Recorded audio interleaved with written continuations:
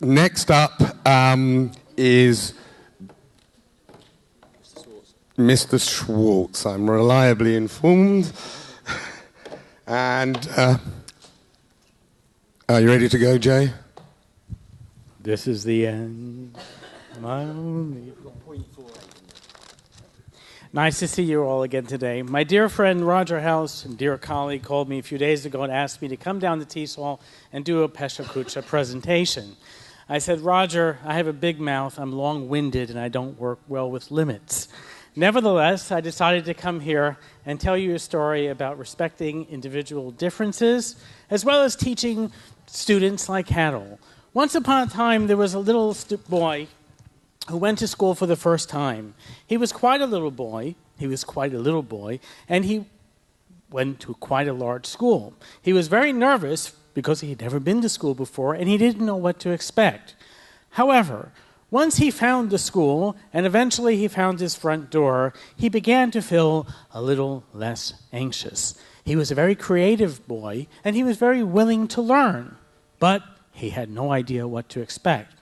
On the first day of school, one of his teachers stepped forward, a very matronly teacher, who said, "Today, class, we will draw a picture of a flower." "Great," said the little boy. "I like to draw flowers. I can draw all kinds of flowers." And he took the crayons and paper, and he began to fill the pages with beautiful flowers of different shapes and sizes. But the teacher said, "But wait, I didn't tell you to begin."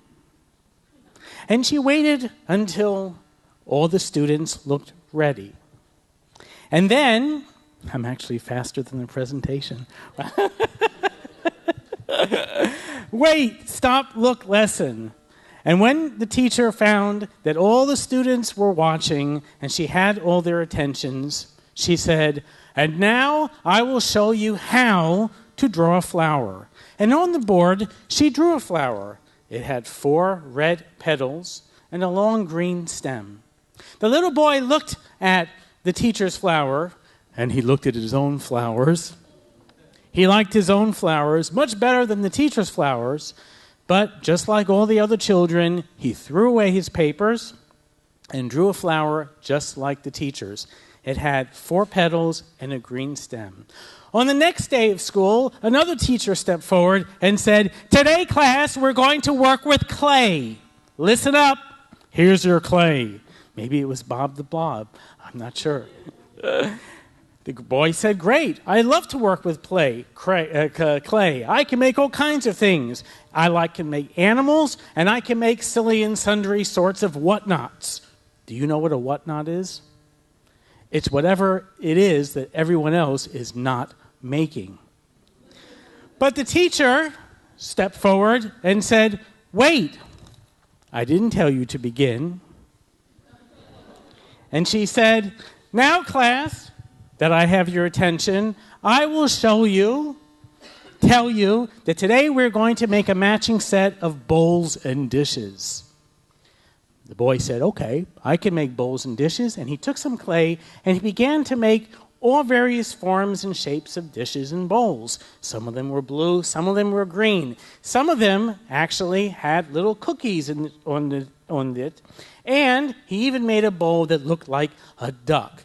A duck? Yes, a duck.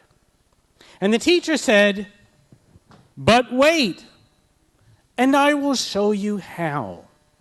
And she took a lump of clay and she rolled it into a ball, and then she pressed it into the form of a bowl.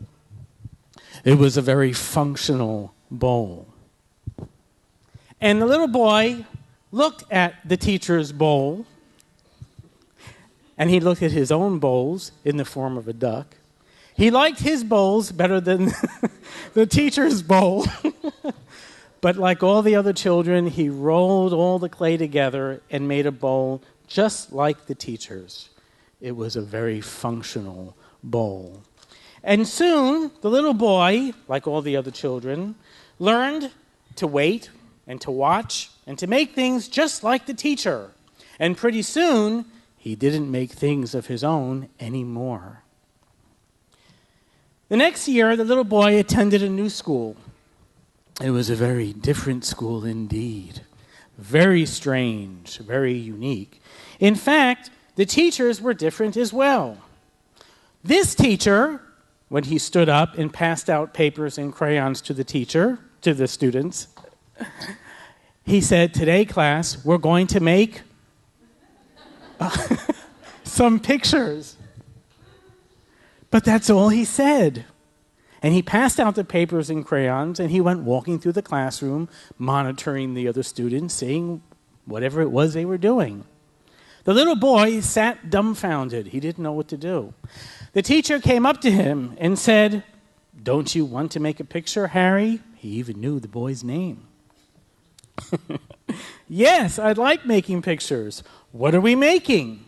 And the teacher said, "I don't know until you make it." And the student said, "How will we make it?" And the teacher said, "Well, however you'd like to make it." "And in any color?" said the boy. And the teacher said, "Yes, in any color." You know, if everyone made the same pictures in the same way and with the same colors, how would I know who made what or be able to tell the students apart? "Ah, good point," said the teacher. "Ah, good point," said the student. He agreed. The teacher agreed, indeed. And he began to make various colorful pictures of whatnots. Folks, the moral of this story is that one size does not fit all. Treat your students like individuals, embrace your students' uniqueness, and be mindful of individual differences and learning styles. Leo Buscaglia said, "The easiest thing to be in the world is you. The most difficult thing to be is what others want you to be. Don't let them put you in that position. And for God's sake, don't put your students in that position either. Go forth and do likewise." Thank you.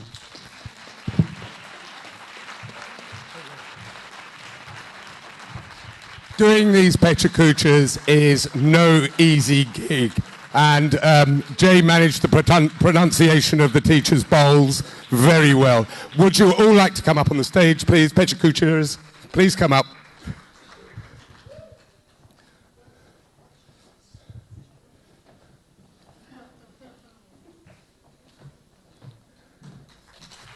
A big hand for them, please. This is no easy thing to do. Take a bow, take a bow.